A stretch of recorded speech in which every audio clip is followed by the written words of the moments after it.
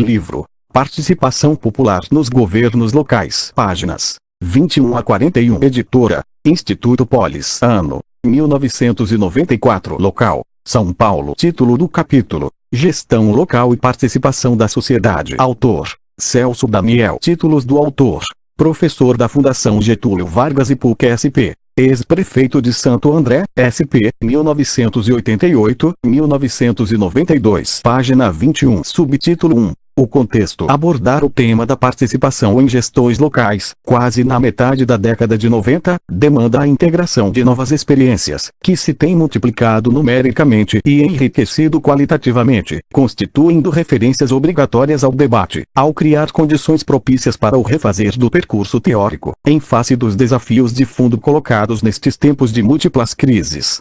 Mais do que isso, é preciso considerar elementos que, se já estavam presentes nos anos 80, possuíam muito menos visibilidade. É verdade que a crise da social-democracia e do estado de bem-estar keynesiano no capitalismo desenvolvido, e com ela a emergência das teses neoliberais do Estado mínimo, já vinha dos anos 70. No Brasil, porém, a hegemonia do neoliberalismo entre acadêmicos, políticos e meios de comunicação é mais recente. Início da descrição de imagem. A imagem apresenta vários traços disformes que de maneira conjunta podem representar algumas figuras, como o perfil de um ser humano ou a face de um animal, entre outras. Fim da descrição de imagem. Página 22. Início do bloco de texto. A afirmação da democracia enquanto valor central e estratégico corresponde a efetuar várias negações simultaneamente. Fim do bloco de texto. É verdade, também, que os questionamentos ao chamado socialismo real oriundos de segmentos de esquerda vinham acumulando-se ano a ano. Mas não pode restar dúvida de que a derrocada da grande maioria dos regimes socialistas foi um duríssimo golpe para as teses das esquerdas tradicionais na órbita do leninismo. Tais acontecimentos produziram um novo ambiente para o debate de ideias, marcado pela forte presença do valor neoliberal da liberdade econômica, antes e acima das liberdades em geral e da igualdade, e pela perda de referências relevantes no campo do marxismo-leninismo. Nestas condições, uma parcela da esquerda, embora carente de um paradigma acabado de sociedade, tendeu a erigir a democracia como valor estratégico, tomando-a uma referência básica nos níveis prático e teórico, donde a recorrência das ideias de direitos e cidadania. Como não poderia deixar de ser, estas circunstâncias condicionaram experiências e reflexões sobre a participação popular, inclusive as contidas nestas notas. A afirmação da democracia enquanto valor central e estratégico apresenta inúmeras decorrências. Antes de tudo, ela corresponde a efetuar várias negações simultaneamente. Nega-se, em primeiro lugar, o alicerce do neoliberalismo, que tem na liberdade econômica o valor dos valores. Ao invés do individualismo egoísta do homem econômico, aparece o indivíduo como cidadão, aberto à articulação social com outros indivíduos em busca de direitos. Assume-se a eficácia social e política da ação coletiva.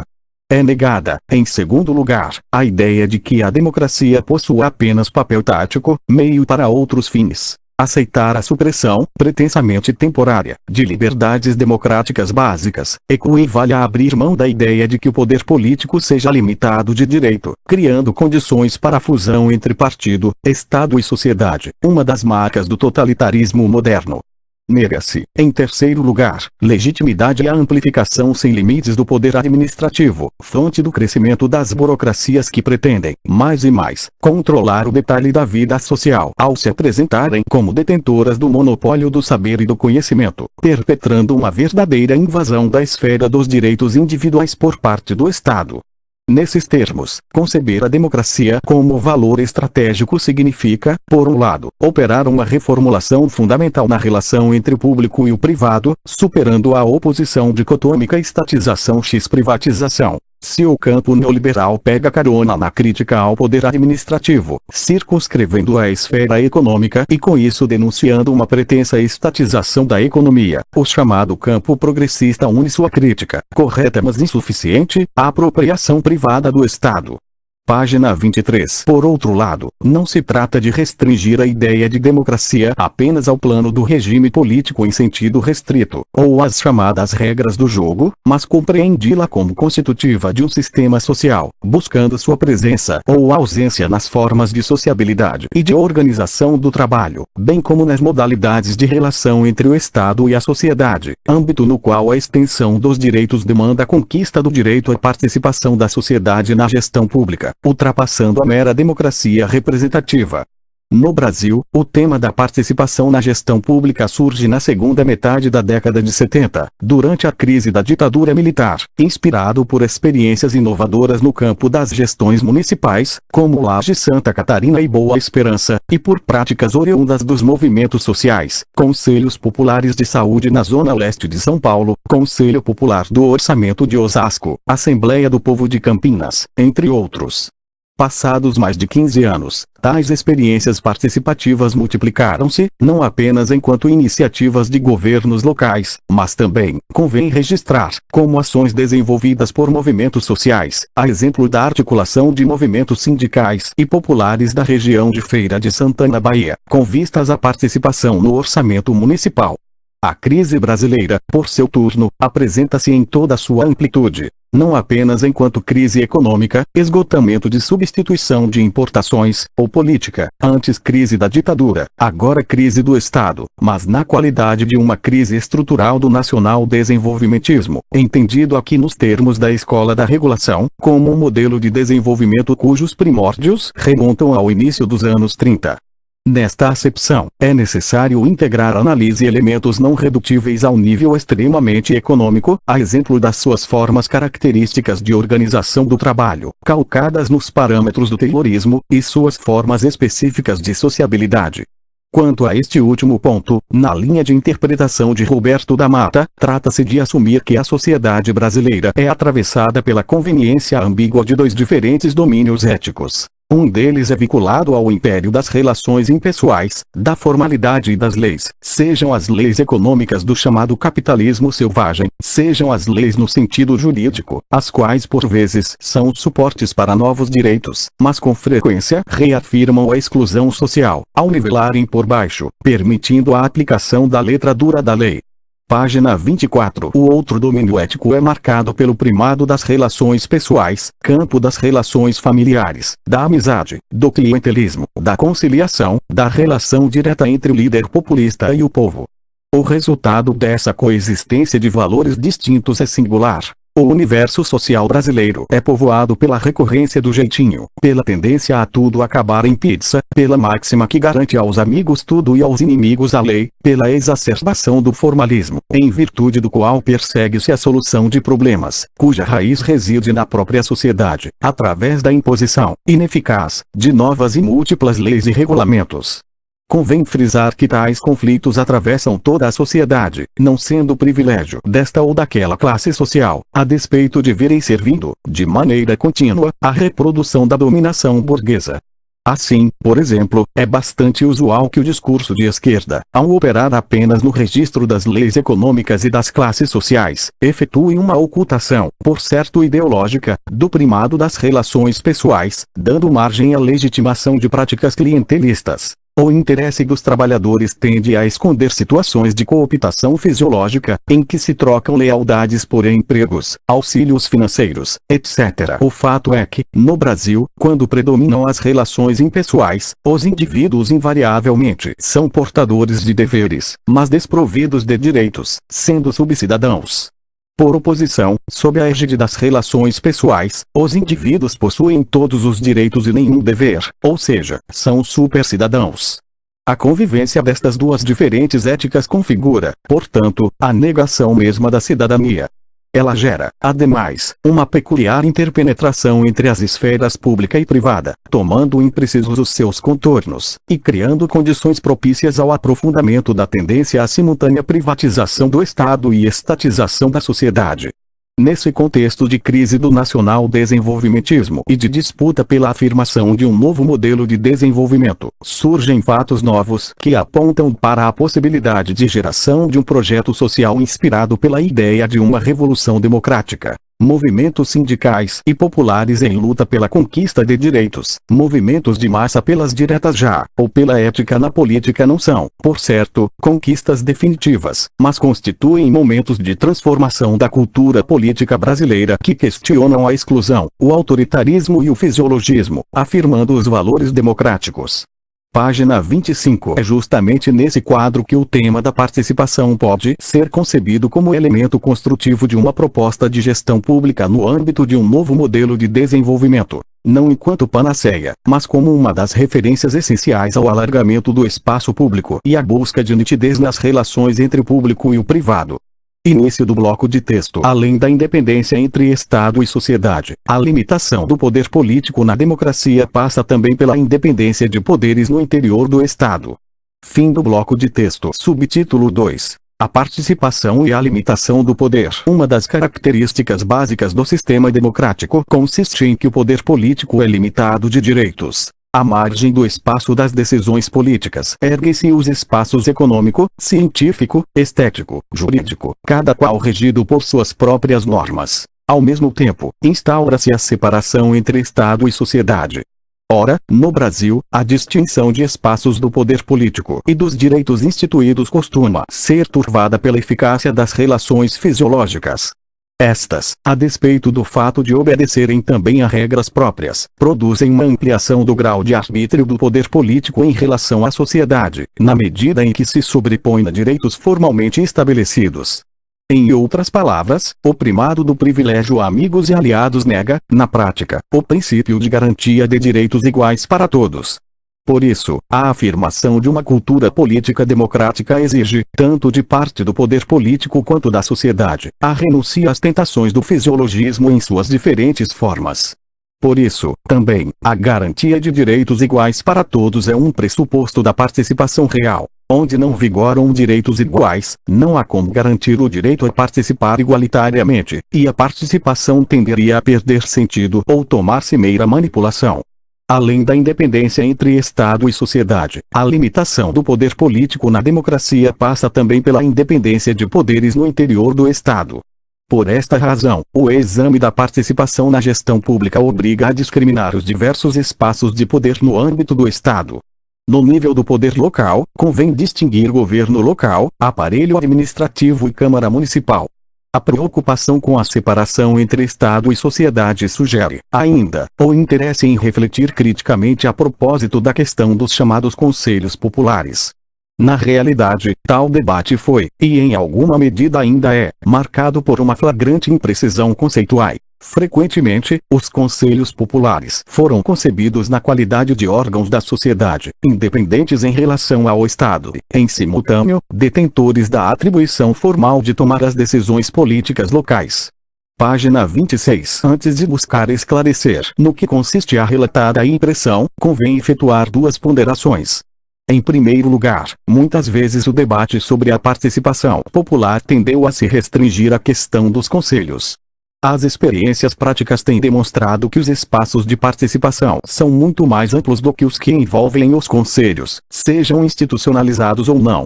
Contudo, o formalismo das discussões políticas que reduzem a participação aos conselhos produz seus frutos. Além de, por vezes, obstaculizar o florescimento de experiências mais ricas, tal formalismo, ao pretender resolver a participação popular por meio de decretos, contribui para criar expectativas infundadas e subestimar a relevância das realizações concretas, uma vez que as dificuldades colocadas pelo real são muito superiores àquelas abordadas na mera discussão política. Em segundo lugar, é necessário sublinhar que uma das fontes da citada imprecisão conceitual relativa aos conselhos populares, embora não a única, consiste na identificação dos conselhos a órgãos de poder dual, ou seja, de poder paralelo ao do Estado a nível local. Sua inspiração, como é óbvio, são os sovietes da Revolução Russa, articulados à concepção leninista de destruição do Estado burguês.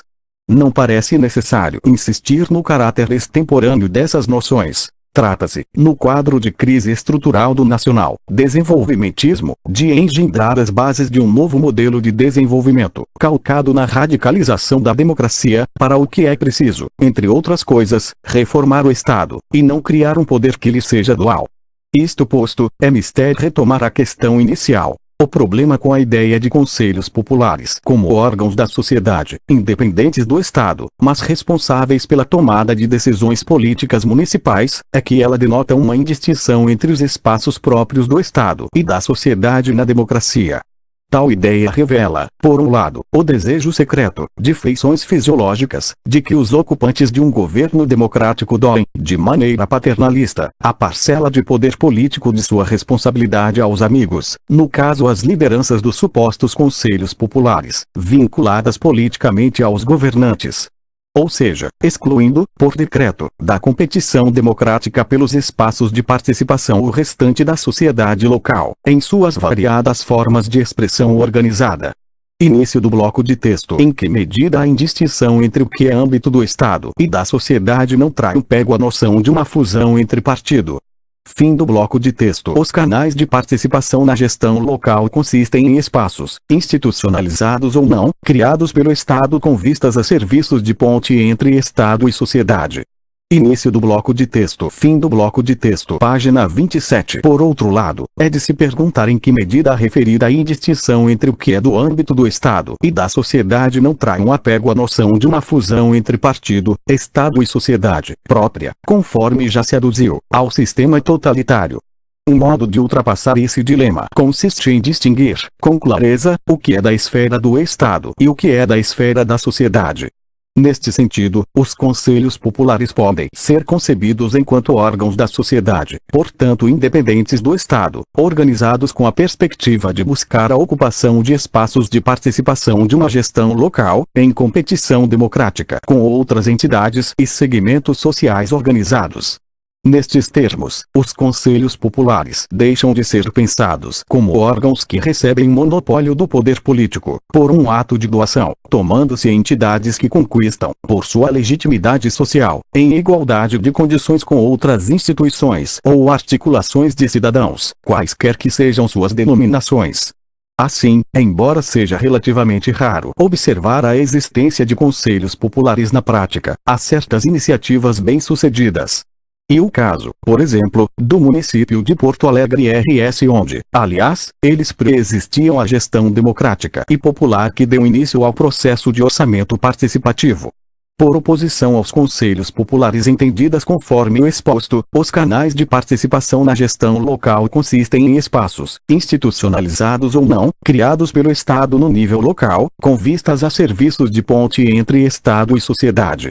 Tais canais, cuja existência é generalizada em governos comprometidos com a participação no Brasil, podem ter sua origem a partir da luta autônoma de movimentos sociais ou por iniciativa do próprio governo local, ou ambos. Sempre apresentam, porém, a característica comum de serem criados pelo Estado, sendo, por conseguinte, de seu âmbito. Os referidos canais de participação, por seu turno, assumem na prática as mais variadas denominações, comissões, fóruns, etc., podendo, inclusive, não apresentar qualquer denominação, e mesmo serem permanentes. Com bastante frequência, eles se chamam conselhos, dos mais diversos tipos. Conselhos municipais de cunho setorial, saúde, educação, transportes, etc. Conselhos de unidade prestadora de serviço, escola, centro comunitário, unidade de saúde. Conselhos de natureza geral, como o de orçamento, etc. podem, até mesmo, ser denominados de conselhos populares, mas com o sentido de canais de participação. Eles não devem ser confundidos com aqueles referidos anteriormente, de qualquer modo. Neste caso o nome parece impróprio, na medida em que um canal de participação criado pelo Estado, para ser democrático precisa estar aberto à participação de todo cidadão, qualquer que seja sua classe ou segmento social. Página 28. O fundamental é ter claro que a participação democrática real só pode existir caso estejam presentes simultaneamente duas condições: um conjunto de cidadãos, entidades ou movimentos sociais dispostos a participar e canais de participação criados pelo Estado. Sem uma tal discriminação do que é da sociedade e do Estado, não haveria garantia de manutenção de uma distância entre a ordem do poder político e a ordem dos direitos, básica para o sistema democrático. Início do bloco de texto. O que importa esclarecer é a definição do sujeito social ao qual remete a partilha do poder. Fim do bloco de texto. Subtítulo: A participação e a partilha de poder. Ao lado da limitação do poder, existe um segundo princípio, igualmente caro às ideias democráticas: o da partilha ou divisão do poder político. Dele deriva, por exemplo, o tema da descentralização em direção ao poder local. Esta acepção circunscreve a divisão do poder ao limite do Estado, e não será aqui abordada. Há, todavia, um segundo sentido para a partilha do poder político, referido à relação entre Estado e sociedade, e que diz respeito justamente à participação da sociedade na gestão pública. Por meio da participação, o poder político passa a ser partilhado entre os integrantes do Estado, eleitos pelo povo ou quadros permanentes dos órgãos estatais, e representantes de interesses expressos pela sociedade. Ocorre, pois, não apenas uma separação entre poder político e direitos, mas a instituição mesma de um direito de qualidade peculiar, que é o direito a participar. O primeiro ponto que importa esclarecer, quanto a isso, é a definição do sujeito social ao qual remete a partilha do poder. Tal sujeito, desde logo, não se reduz ao indivíduo enquanto ente isolado, encerrado em si mesmo, conforme pretende uma certa tradição liberal extremada.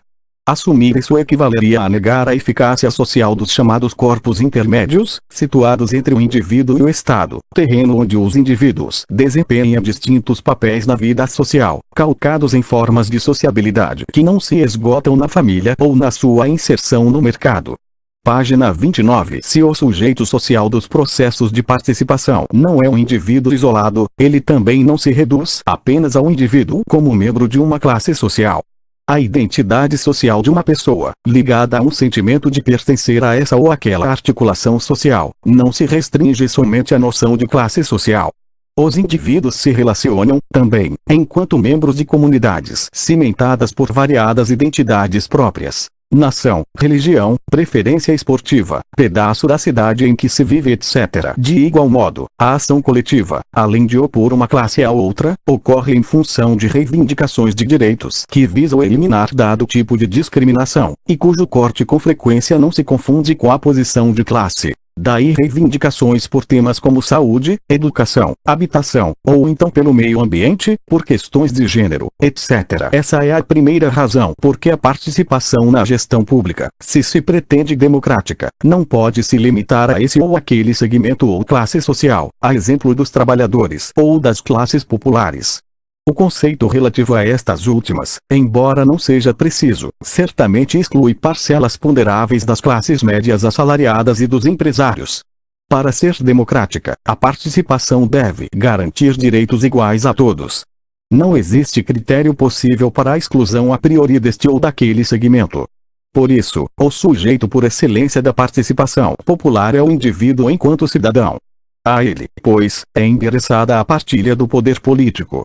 Parece simples absorver esse argumento a partir de situações concretas. A participação da sociedade na gestão de um sistema de transporte público operado total ou parcialmente por empresas privadas demanda a presença dos usuários do transporte e dos trabalhadores que produzem o serviço, mas também de representantes dos operadores privados, inclusive como meio para alcançar adesões que sejam aceitas, com legitimidade, pelas várias partes envolvidas. Por outro lado, não há como pedir atestado de classe para os indivíduos interessados em participar da gestão de um centro comunitário ou do orçamento municipal.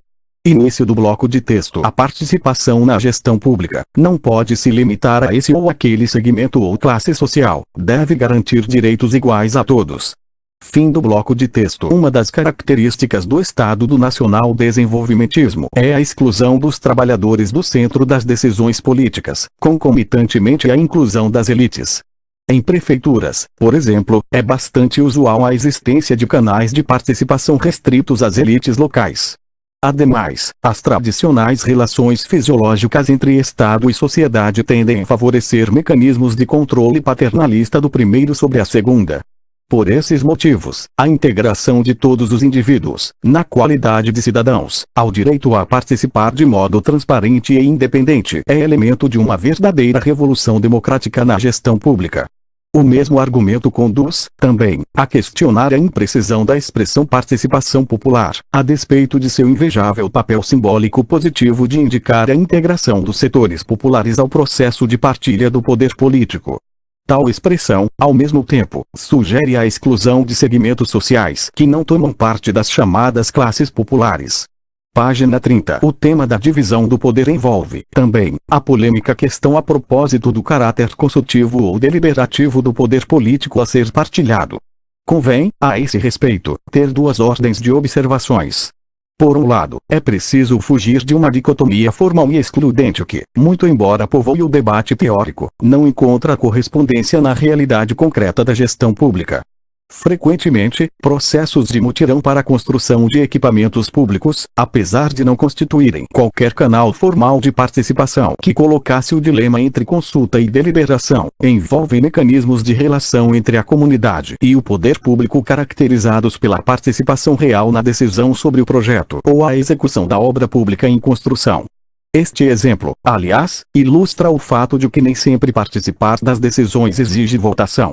Início do bloco de texto. A divisão do poder envolve a polêmica questão sobre o caráter consultivo ou deliberativo do poder político a ser partilhado. Fim do bloco de texto. Analogicamente, parece razoável assumir que variadas formas de relação estabelecidas entre a sociedade e o Estado, embora não signifiquem participar de modo direto de decisões, correspondem a processos que, por tomarem estado mais permeável à conquista de direitos, podem ser entendidos, em sentido amplo, como momentos de partilha do poder. São os casos, por exemplo, de audiências públicas democráticas ou processos de consulta ou fiscalização sobre ações de governo em canais formais, em reuniões ou assembleias em bairros e entidades, com a presença de um representante do governo. Em geral, o resultado é que o prefeito e seus auxiliares tendem a assumir, nestes espaços, compromissos públicos junto à população. E também preciso afirmar com clareza que, em regra, a radicalização da partilha de poder, objetivo de uma gestão democrática, envolve necessariamente conferir aos cidadãos que participam o real direito de decisão, e não apenas consulta. Há uma diferença de qualidade entre espaços de deliberação e consulta que não pode ser subestimada. E evidente que um nível possível de decisões de determinado canal participativo, isoladamente considerado, é circunscrito ao âmbito no qual estas decisões podem ser assumidas como legítimas.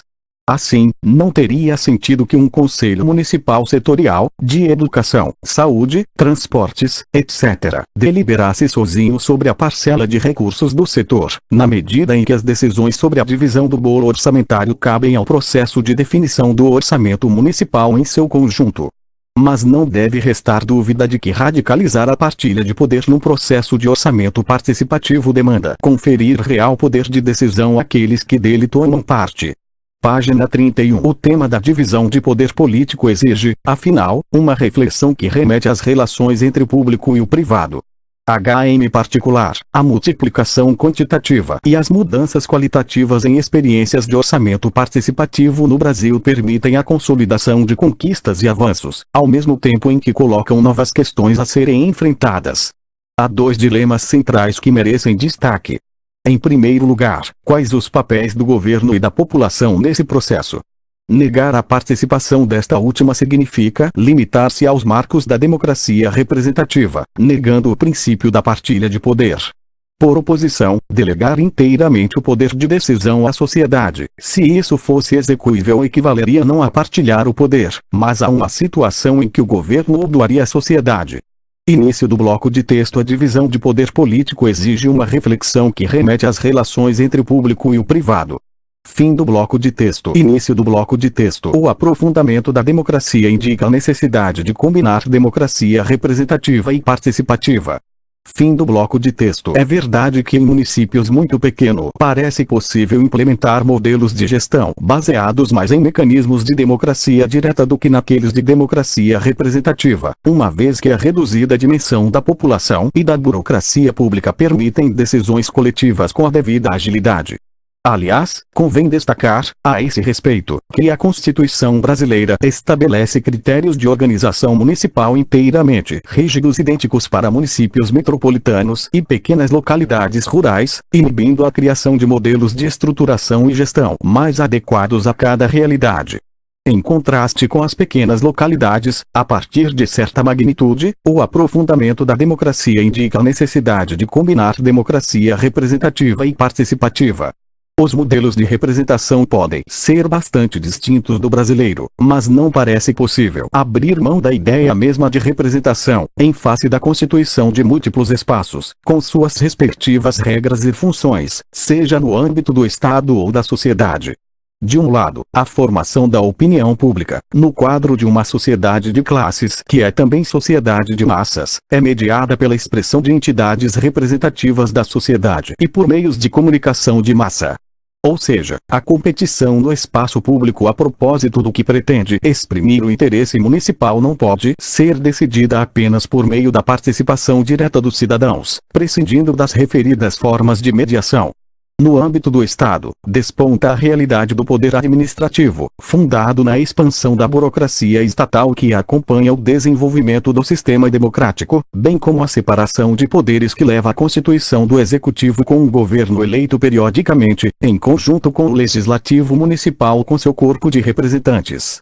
A complexidade da própria sociedade no quadro democrático tende a engendrar uma divisão de tarefas, no campo da política, que consubstancia mecanismos de representação democrática. Página 32. Por essas razões, seria ilusório pretender circunscrever a disputa da legitimidade em torno do que expressa o interesse público apenas ao processo de participação popular no orçamento local e, mais ainda, restringir este último a decisões emanadas exclusivamente da participação comunitária. Em primeiro lugar, há funções desempenhadas concretamente pelo governo local, pelo aparelho administrativo e pela Câmara Municipal no que tange à elaboração, aprovação e execução orçamentárias.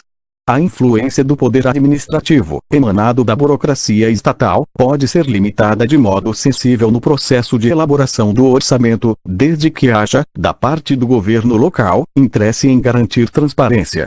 Para tanto, é necessário reorganizar por inteiro o modo de apresentação das finanças municipais, tomando claras, aos cidadãos em geral, as intervenções essenciais à tomada de decisões. As experiências políticas têm demonstrado a viabilidade disso. Todavia, o poder administrativo, associado a um monopólio do saber e das informações, tende a se fortalecer no momento da execução orçamentária, na medida em que as decisões cotidianas, emanadas a partir do aparelho administrativo, adquiram maior autonomia. Esta questão será objeto de uma ponderação mais à frente. Início do bloco de texto. O processo de participação na elaboração da proposta orçamentária, ao incluir, além do governo, os diversos interesses emanados diretamente da sociedade, corresponde ao alargamento da esfera pública. Fim do bloco de texto. A Câmara Municipal detém um conjunto de atribuições concernentes à elaboração e à aprovação do orçamento, além da fiscalização de sua execução. O processo de participação da sociedade na elaboração orçamentária, em conjunto com o governo, não poderia pretender se sobrepor às competências da Câmara, pois isso, além de desrespeitar estas últimas, que possuem expressão constitucional, equivaleria à fiscalização do poder legislativo, quando o fortalecimento do sistema democrático aponta para seu oposto, isto é, a afirmação do legislativo em face do executivo. Na realidade, o processo de participação na elaboração da proposta orçamentária, ao incluir, além do governo, os diversos interesses emanados diretamente da sociedade, corresponde ao alargamento da esfera pública, pois remete à definição das prioridades municipais a um espaço de debate público, transparente.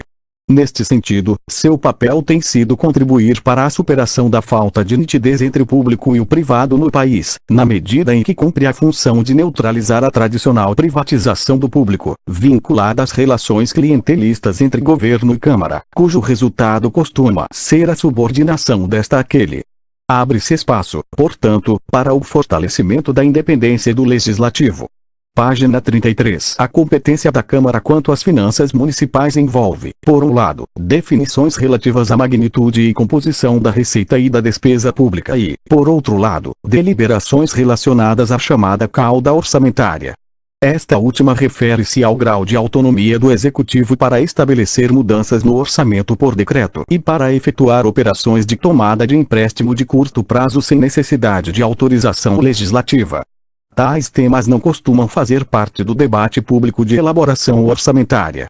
Com relação à magnitude e composição de receita e despesa, as competências do Executivo e do Legislativo são concorrentes.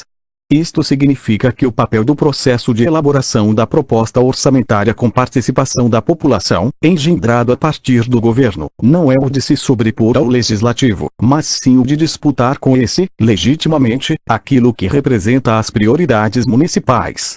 Daí que seja natural a integração de vereadores ao processo de discussão pública do orçamento, bem como o exercício de formas de pressão de segmentos da população sobre a Câmara no momento de aprovação do orçamento. Início do bloco de texto. No quadro da democracia representativa, a direção do governo pode ser partilhada com a sociedade, mas não integralmente delegada. Fim do bloco de texto. A relação entre o governo municipal e a sociedade local, no processo de participação da montagem da proposta de orçamento, por sua vez, demanda considerações mais detalhadas, pois corresponde a resgatar o primeiro dilema sugerido anteriormente. Negar a participação no orçamento seria o mesmo que abandonar um momento relevante de partilha do poder, mas delegar por inteiro o poder de decisão à sociedade equivaleria, não à divisão do poder, mas à sua doação pelo governo.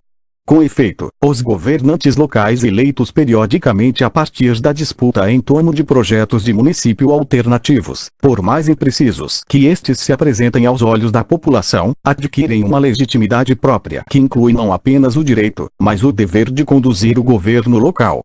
No quadro da democracia representativa, a direção do governo pode ser partilhada com a sociedade, mas não integralmente delegada. Em outras palavras, quando o processo de participação tem eficácia real, ocorre uma interação entre governo e sociedade, cujo resultado é uma expressão peculiar dos interesses e prioridades municipais. O que cabe discutir, portanto, são as formas possíveis dessa interação, sob o prisma dos valores democráticos. Página 34. Desde logo, é necessário desqualificar os vários casos concretos em que a participação, seja formalmente consultiva ou deliberativa, é demasiado frágil ou mesmo aparente. Por vezes, o esforço do governo com vistas à criação de condições para a participação é muito restrito, de maneira que o processo carece de legitimidade.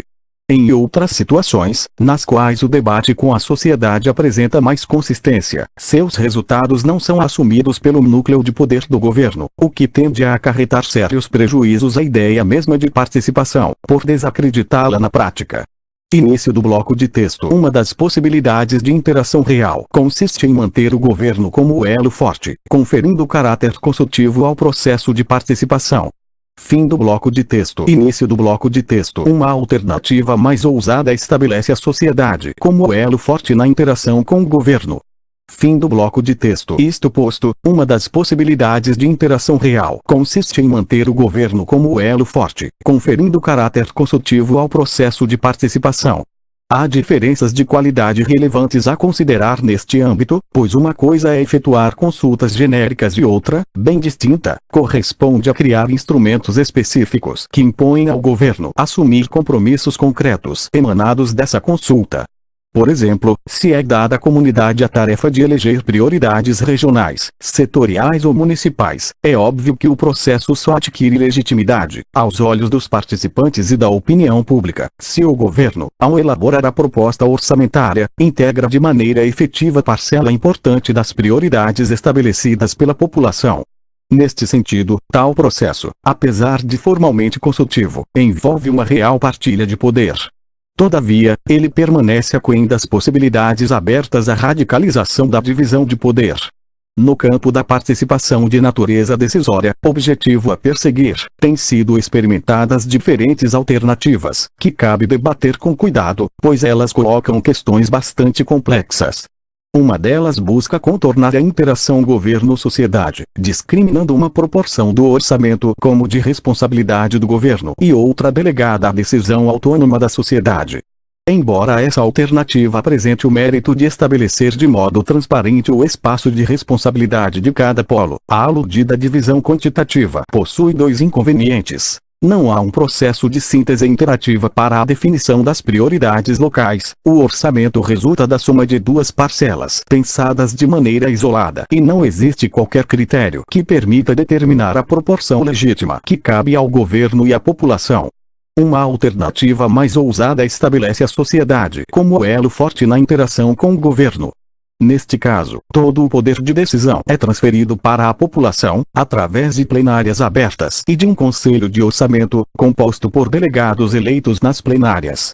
O governo, a par de sua responsabilidade na organização do processo, limita-se a apresentar e defender propostas de sua autoria nas plenárias e no conselho. E somente a população possui direito a voto. Página 35. Trata-se, pois, de efetivo poder de decisão exercido em espaços públicos que permitem engendrar uma síntese das prioridades municipais. A despeito desses méritos, convém levantar duas possíveis objeções. Por um lado, uma eventual perda da legitimidade do governo no debate, ainda que momentânea, pode alijá-lo inteiramente de decisões orçamentárias, acarretando prejuízos, que podem ser sérios, à implementação de ações percebidas pelo governo como essenciais à disputa de hegemonia local. Por outro lado, é difícil imaginar que o governo, na prática, abra mão de todo o seu poder de decisão. Assim, ou ele explicitamente integra à proposta orçamentária recursos para ações consideradas imprescindíveis, a exemplo de certos compromissos básicos de campanha, excluindo-os do bolo orçamentário em discussão, mas, nesse caso, ele cai na situação descrita antes, em que há uma proporção de recursos cuja decisão cabe ao governo de modo unilateral. Ou então algo semelhante acaba ocorrendo de maneira não transparente, e portanto não totalmente democrática, seja na montagem do orçamento, ocasião em que o governo pode prever folgas artificiais, subestimando a capacidade de investimento a discutir com a sociedade, para lhe permitir integrar as ações consideradas centrais, seja no momento da execução orçamentária, ao deixar de realizar parcela do que foi deliberado em discussão pública para dar conta das referidas ações. Início do bloco de texto. Estabelecer uma forma de interação por meio da qual governo e conselho de orçamento decidam em conjunto as prioridades orçamentárias, no processo que busque consenso. Fim do bloco de texto. Resta apresentar uma última alternativa, voltada à busca de superação das objeções levantadas às outras. Mantidas as ideias de plenárias abertas e de conselho de orçamento, trata-se de estabelecer uma forma de interação por meio da qual governo e conselho de orçamento decidam em conjunto as prioridades orçamentárias, no processo que busque o consenso. Neste caso, as deliberações são negociadas, de modo que não há um elo dominante. O governo não pode impor sua visão ao conselho, pois com isso deslegitimar o processo de participação, nem o conselho pode se sobrepor ao governo, que possui legitimidade para a defesa de suas propostas. É possível objetar que, em face de eventuais impasses, não haveria solução para o processo decisório. Isso, porém, não parece provável, desde que se garantam condições propícias a uma negociação efetiva. No rol das vantagens, destacam-se a partilha do poder de decisão real e a produção de um espaço público único, capaz de realizar na interação entre governo e sociedade, uma síntese transparente das prioridades municipais calcadas em compromissos concretos assumidos pelo governo junto à população. Página 36. O segundo dilema central colocado a partir das práticas do orçamento participativo remete de imediato à relação público-privado. No sistema democrático, a configuração, em cada momento, daquilo que é percebido pela sociedade como representando o interesse municipal, isto é, o interesse público em nível local, é função de um processo de disputa de hegemonia entre forças sociais que buscam expressar diferentes projetos de município. As ideias e ações que compõem tais projetos são forjadas a partir dos mais variados espaços sociais. E certo, porém, que os ocupantes do governo assumem um lugar especialmente relevante no processo, pois além de responsáveis pela gestão pública, são vistos pela população enquanto portadores da unidade do município. Início do bloco de texto. O que é percebido pela sociedade como representando o interesse municipal é função de um processo de disputa de hegemonia entre forças sociais que buscam expressar diferentes projetos de município. Fim do bloco de texto. Conforme foi sugerido, esses projetos municipais não são neutros. Mas, na composição pelo convencimento, com base na formação da opinião pública, os interesses que cada agrupamento de forças sociais procura defender precisam traduzir o interesse público.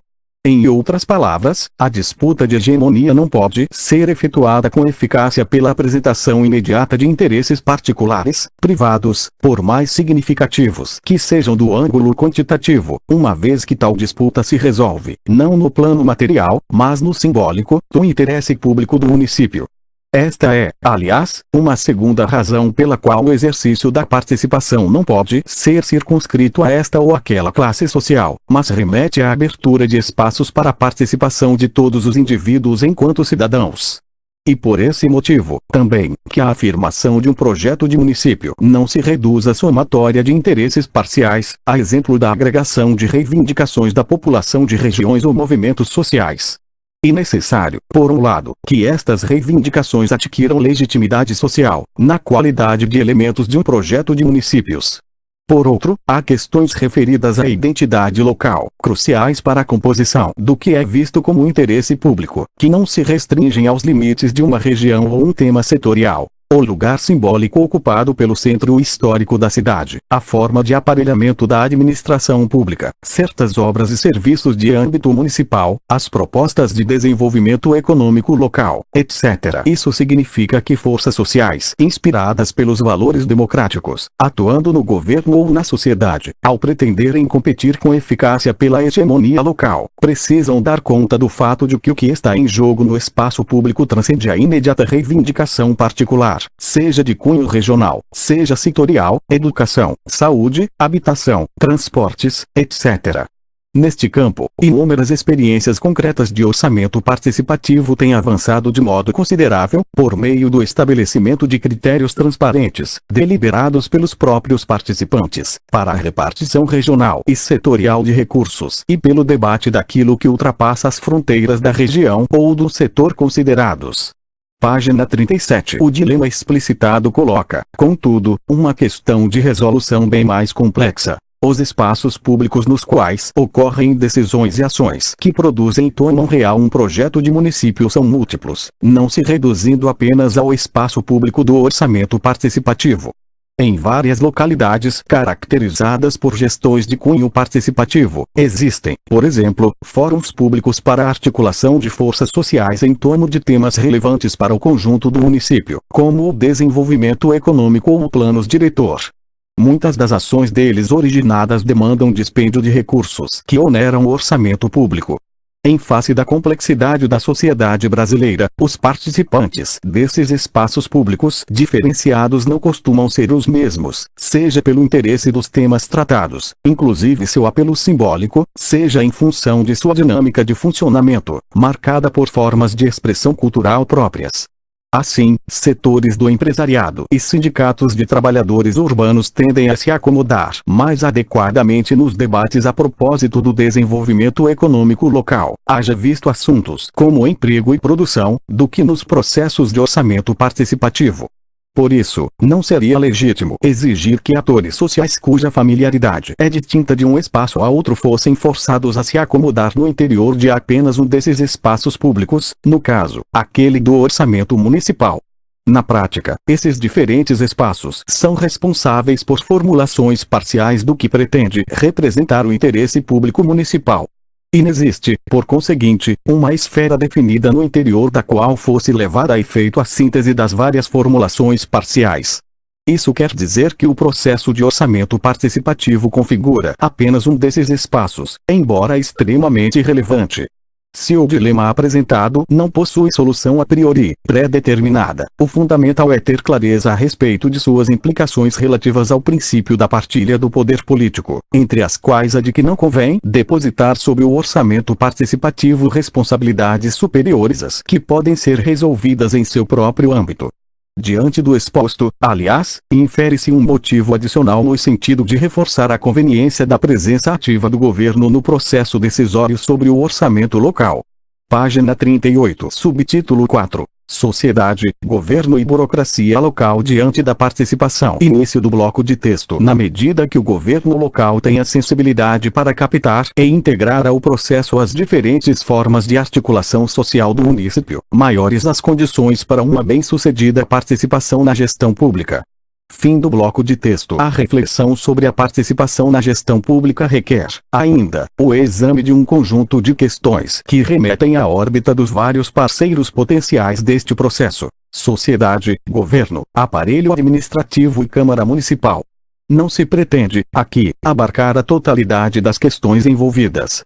Deste modo, o papel da Câmara será explicitamente deixado de lado. Sobre isso, algumas ponderações foram efetuadas acima. Por outro lado, optou-se por abordar os vários problemas a partir do orçamento participativo, em sintonia com o percurso trilhado ao longo do debate sobre a partilha do poder. Considerando, em primeiro lugar, a sociedade local e sua dinâmica, parece fundamental resgatar as observações já indicadas a propósito da diversidade das formas de sociabilidade existentes.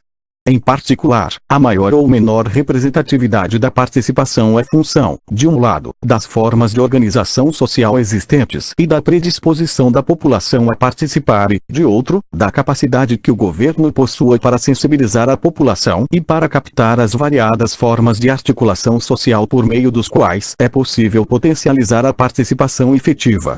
Nesses termos, um município onde haja fortes organizações e movimentos sociais com tradição de luta apresenta condições mais favoráveis, no sentido da representatividade da sociedade, do que outro com frágeis organizações pré-existentes.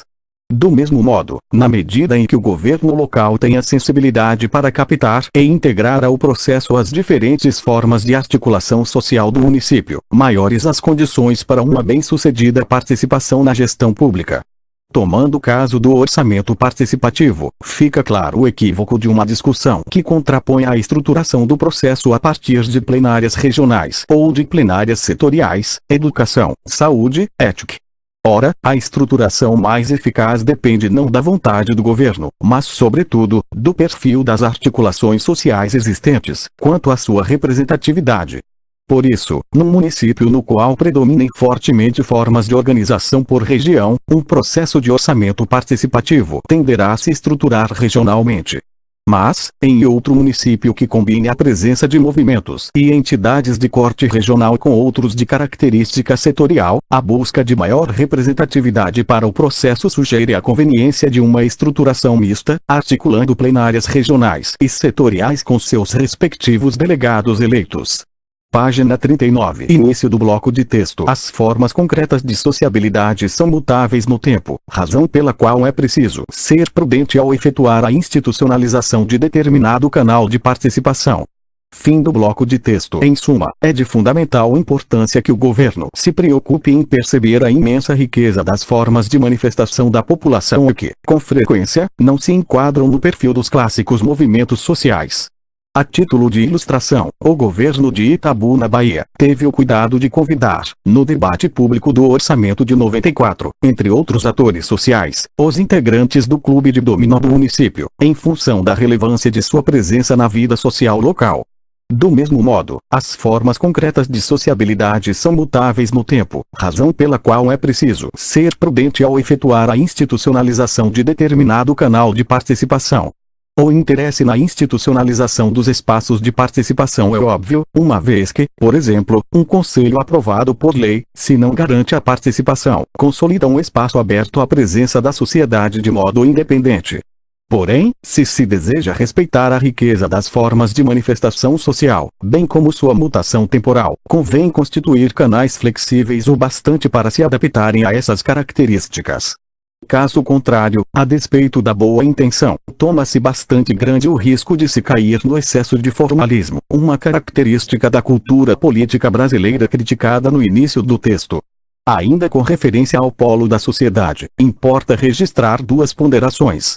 Por um lado, em várias experiências concretas, tem-se buscado tomar o número de delegados aptos a participar do Conselho Deliberativo de Orçamento sem relação direta com a quantidade de participantes das plenárias em que os delegados são eleitos, com vistas a evitar a ocorrência de processos em que haja manipulação dos resultados pelo número, a chamada inchação das plenárias.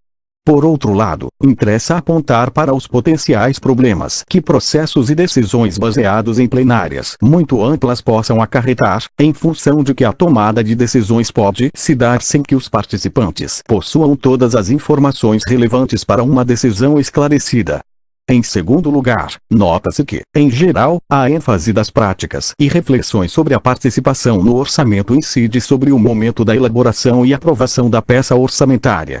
Contudo, tão importante quanto isso é o momento de execução do orçamento, ou seja, quando as propostas e compromissos se traduzem em ação concreta do Estado.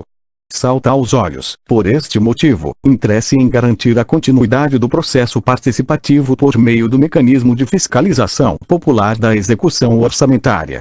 Página 40. Mais do que isso, a democratização do acesso à participação exige uma presença ativa do governo, em particular no campo pedagógico.